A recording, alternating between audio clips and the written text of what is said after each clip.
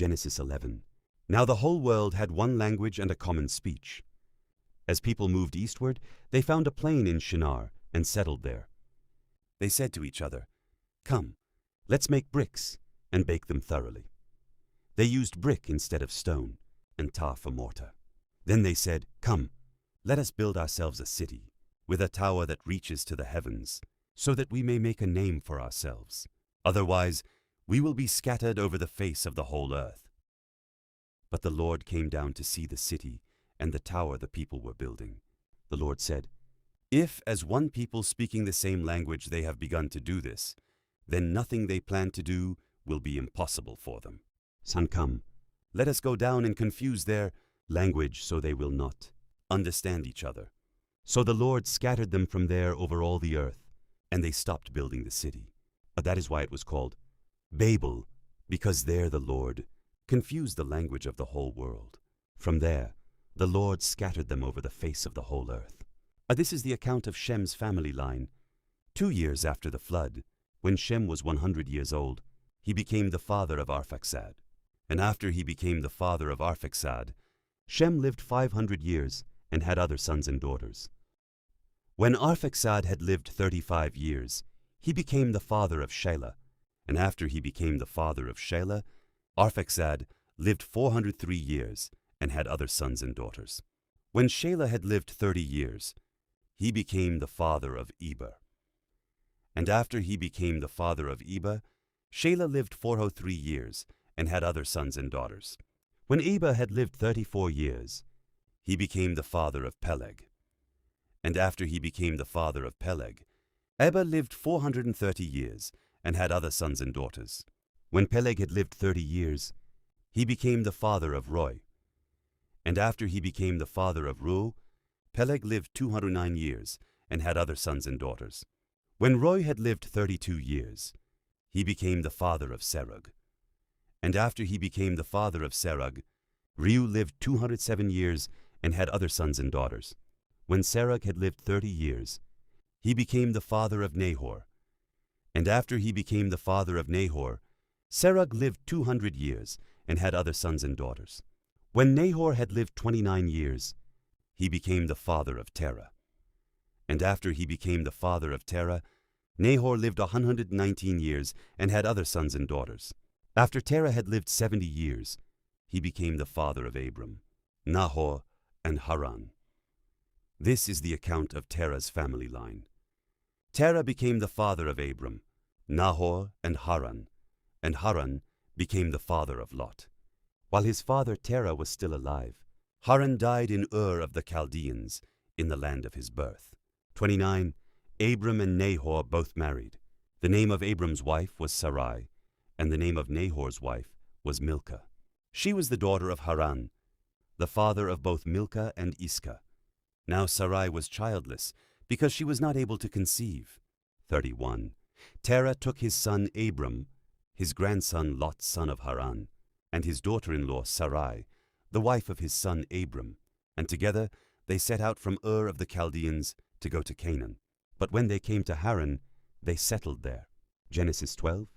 The Lord had said to Abram, "Go from your country, your people, and your father's household to the land I will show you. I will make you into a great nation, and I will bless you. I will make your name great, and you will be a blessing." 3. I will bless those who bless you, and whoever curses you, I will curse, and all peoples on earth will be blessed through you. So Abram went, as the Lord had told him, and Lot went with him. Abram was 75 years old when he set out from Haran. He took his wife Sarai, his nephew Lot, all the possessions they had accumulated, and the people they had acquired in Haran, and they set out for the land of Canaan, and they arrived there. 'Cause Abram traveled through the land as far as the site of the great tree of Moreh at Shechem. At that time the Canaanites were in the land. The Lord appeared to Abram and said, "To your offspring I will give this land." So he built an altar there to the Lord, who had appeared to him. From there he went on toward the hills east of Bethel and pitched his tent, with Bethel on the west and Ai on the east. There he built an altar to the Lord and called on the name of the Lord. Then Abram set out and continued toward the Negev. Now there was a famine in the land, and Abram went down to Egypt to live there for a while, because the famine was severe. As he was about to enter Egypt, he said to his wife Sarai, "I know what a beautiful woman you are. When the Egyptians see you, they will say, 'This is his wife.' Then they will kill me, but will let you live. 13 say you are my sister, so that I will be treated well for your sake, and my life will be spared because of you." When Abram came to Egypt, the Egyptians saw that Sarai was a very beautiful woman, and when Pharaoh's officials saw her, they praised her to Pharaoh, and she was taken into his palace. He treated Abram well for her sake, and Abram acquired sheep and cattle, male and female donkeys, male and female servants, and camels. 17 But the Lord inflicted serious diseases on Pharaoh and his household because of Abram's wife, Sarai. So Pharaoh summoned Abram. "What have you done to me?" he said. "Why didn't you tell me she was your wife? Or why did you say, 'She is my sister,' so that I took her to be my wife? Now then, here is your wife. Take her and go." Then Pharaoh gave orders about Abram to his men, and they sent him on his way, with his wife and everything he had. Genesis 13. So Abram went up from Egypt to the Negev, with his wife and everything he had, and Lot went with him. Abram had become very wealthy in livestock and in silver and gold. From the Negev, he went from place to place until he came to Bethel, to the place between Bethel and Ai, where his tent had been earlier, and where he had first built an altar. There Abram called on the name of the Lord. Now Lot, who was moving about with Abram, also had flocks and herds and tents. But the land could not support them while they stayed together, for their possessions were so great that they were not able to stay together, and quarreling arose between Abram's herders and Lot's. The Canaanites and Perizzites were also living in the land at that time. So Abram said to Lot, "Let's not have any quarreling between you and me, or between your herders and mine, for we are close relatives. Is not the whole land before you? Let's part company. If you go to the left, I'll go to the right. If you go to the right, I'll go to the left." Lot looked around and saw that the whole plain of the Jordan toward Zoar was well watered, like the garden of the Lord, like the land of Egypt. This was before the Lord destroyed Sodom and Gomorrah.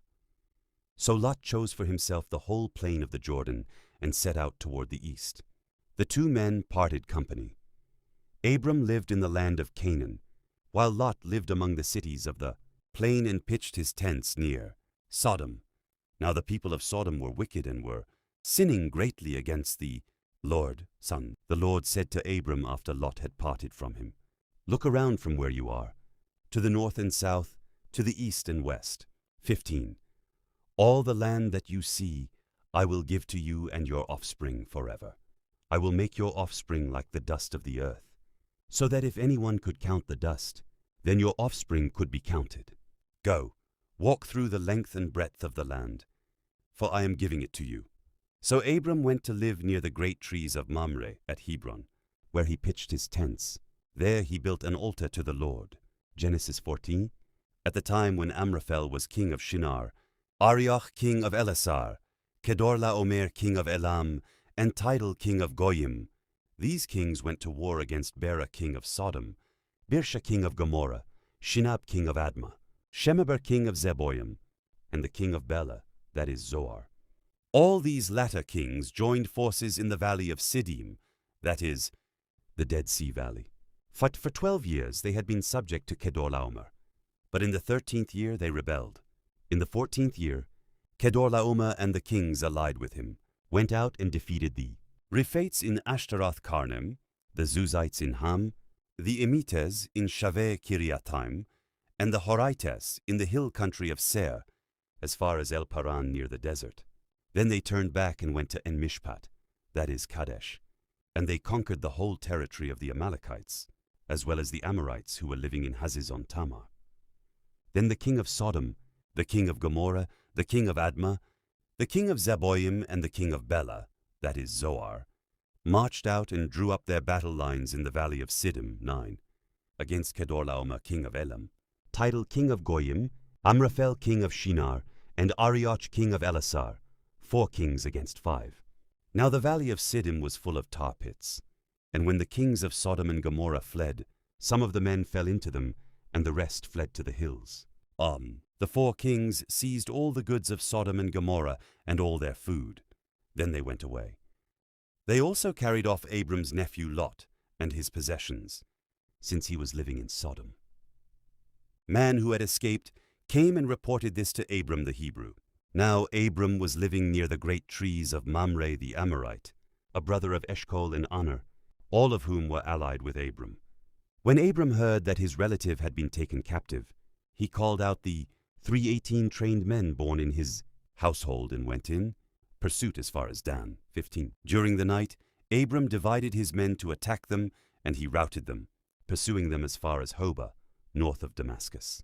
He recovered all the goods and brought back his relative, Lot, and his possessions, together with the women and the other people.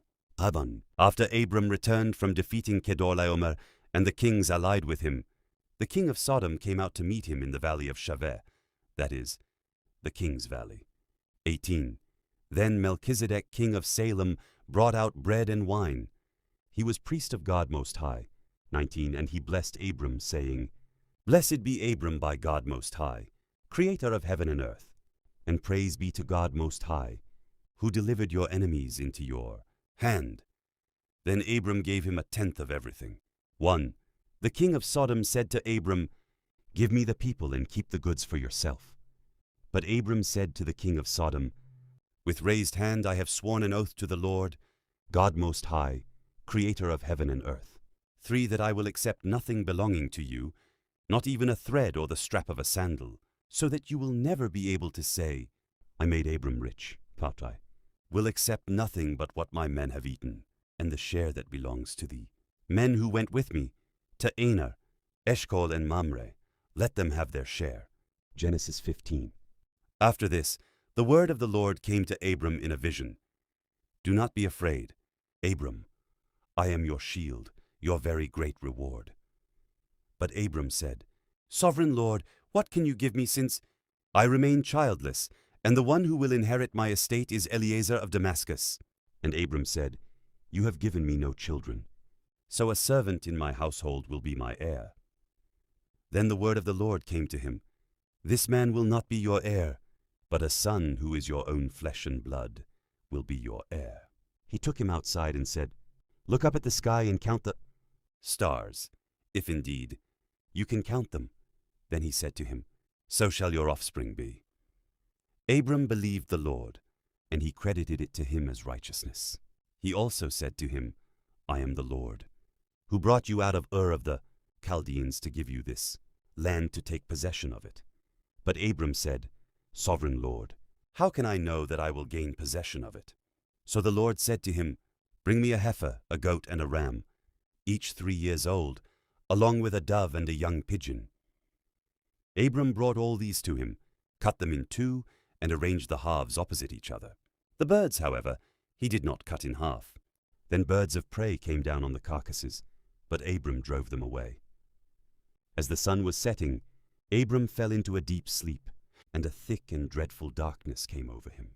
Then the Lord said to him, Know for certain that for 400 years your descendants will be strangers, in a country not their own, and that they will be enslaved and mistreated there. But I will punish the nation they serve as slaves, and afterward they will come out with great possessions. 15. You, however, will go to your ancestors in peace and be buried at a good old age. Steen. In the 4th generation, your descendants will come back here, for the sin of the Amorites has not yet reached its full measure. When the sun had set and darkness had fallen, a smoking firepot with a blazing torch appeared and passed between the pieces. 18. On that day, the Lord made a covenant with Abram and said, To your descendants I give this land, from the Wadi of Egypt to the great river, the Euphrates.